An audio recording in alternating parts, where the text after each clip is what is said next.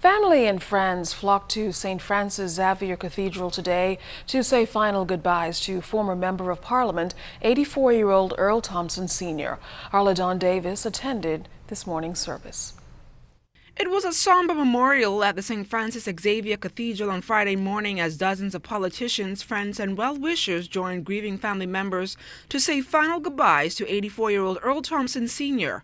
Members of the Knights of Columbus lined the aisle as the founder of the Grand Knights of Columbus Council 10415 spent the last few hours on earth in his beloved St. Francis Xavier Cathedral. Thompson was also a former SAC graduate and avid junkanooer who rushed with the Sting and the Pigs junkanoo organization.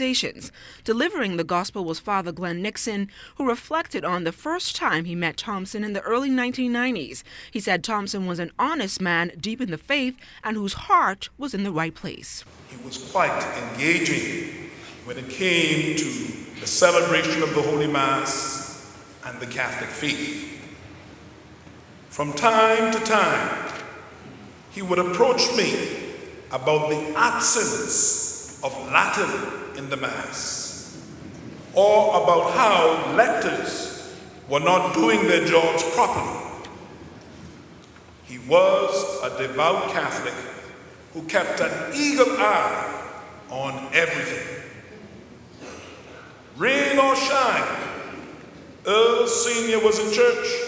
But Father Nixon says there was one time Earl Thompson Sr. surprised him and did not attend church, and later shared the story of how he joined thousands of spectators and participants for a junkanoo parade on Bay Street. I said to myself, good old faithful Earl, at least he came for Mass.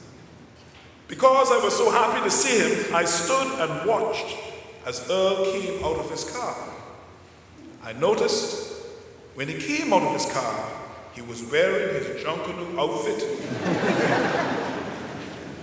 I thought to myself, what an awesome Catholic this man must be, to come to church first and then go to junkanoo. My thoughts were shattered, however, when he turned and began walking towards West Street. Meanwhile, Father Nixon says Thompson reminded the clergy that he wanted to receive Jesus regularly when he was ill and was always the last person in church praying for his family, country, and for peace in the world. Thompson's remains were interred at the St. Augustine's Monastery. Arladon Davis, ZNS Network News.